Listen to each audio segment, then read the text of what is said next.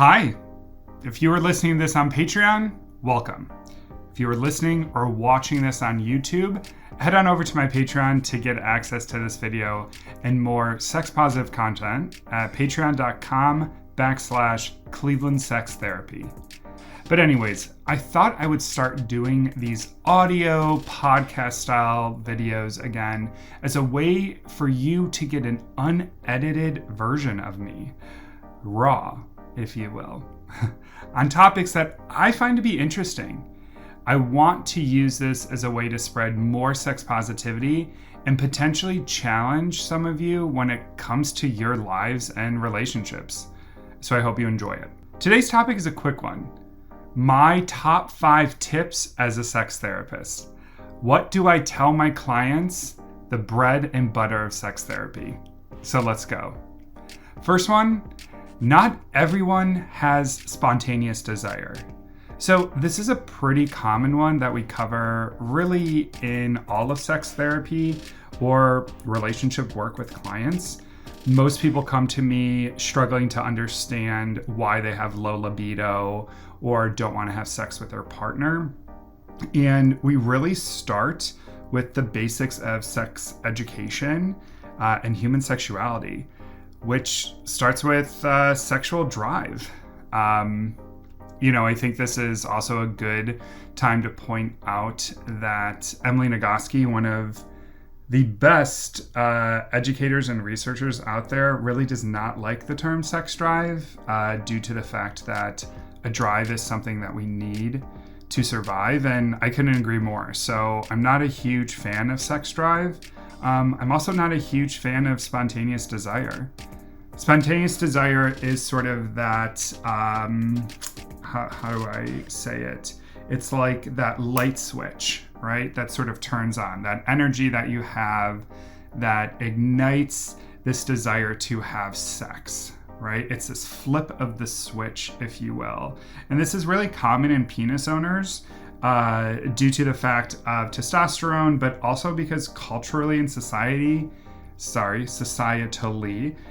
penis owners really get permission to engage with sex. And so when we look at desire, a lot of people think that they need to be spontaneous, when in reality, there's another form of desire that's just as applicable and common in individuals. And we call that responsive desire, right? So why this tip is basically not everyone has spontaneous desire is because most of us have the ability to be responsive. In fact, all of us have the ability of engaging in responsive desire when only a few of us can be spontaneous.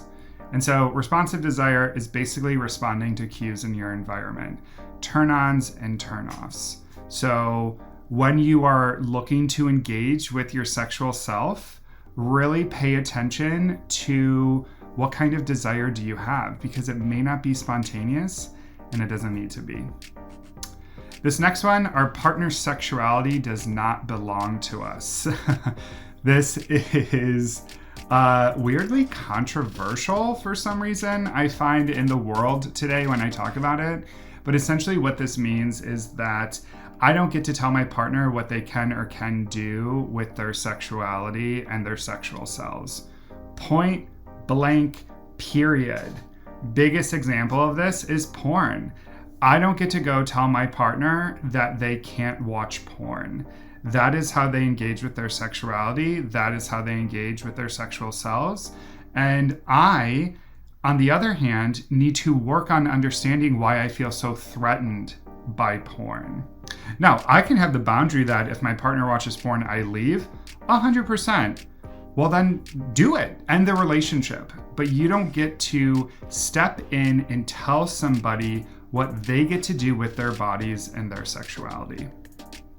Next up, third, sex is for you. This is my favorite one. I think I originally heard this from Dr. Chris Donahue, who's a phenomenal sex therapist outside of California, I believe.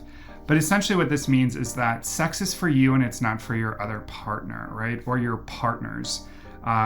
Just like relationships are for you and dating is for you, Sex is for you essentially states that when I'm engaging in sexual activity with other people, I really need to pay attention to my body and what it's telling me and what I want, because if I focus too much on my partner's needs, I may then fall into what we call performance-based sex and not pleasure-based sex, right? Pleasure-based sex is tuning in. It's figuring out, what am I feeling? What am I experiencing? Where performance-based sex is, I need to make this person orgasm. I need to make sure this person is having the best time ever, right? And while yes, I'm all for equal and equitable orgasms, I want everyone in the world to have an orgasm, what happens is we put way too much pressure on ourselves to make sure that the other person orgasms, that it can turn into a job, and that's not what we want. This next one, masturbate. Yes, please, everyone masturbate. Engage in self-love, right? This is how we learn our bodies. We need to understand what we enjoy so that we can tell other people. And last but not least, this fifth tip would be communicate and check in constantly. So in all relationships, whether they're platonic, romantic, sexual, we want to make sure we're constantly checking in. Going back to what Emily Nagoski said, and I know I'm going to talk about this quote in a future video that I already have planned, but I just heard her at our annual ASECT conference. That's the American Association of Sexuality Educators, Counselors, and Therapists. And she basically stated that we are not promised time with people, but we are promised change. And what she means by that is, relationships can end at any moment. People can die unexpectedly, but we are promised change, meaning we all change as humans. We all grow, we all evolve, and hopefully we grow together if we're in a relationship. Hopefully we evolve together if we're in a relationship. But sometimes we don't, right? But what we want to do if we are in a relationship, is we want to communicate and we want to check in. If something is changing, if we want to check in about our rules, or maybe we're monogamous and we want to explore opening up a relationship, we need to communicate that. Remember tip 3, sex is for you. That's also relationships are for you. It's okay if you evolve and change. You just have to make sure you communicate and check in with your partners. Oof, okay, that's it. All right. That was fun. I did a lot better than I thought I did. I don't know how much I'm gonna actually edit in this video, so I hope you enjoyed this. It was very unedited, felt very personal. I really enjoy this. So, I love talking about sex. I love talking about sex education, sex therapy. So any topics that you want me to explore, do not hesitate to comment on this, and I will do my best to prioritize it. So more to come. Talk soon.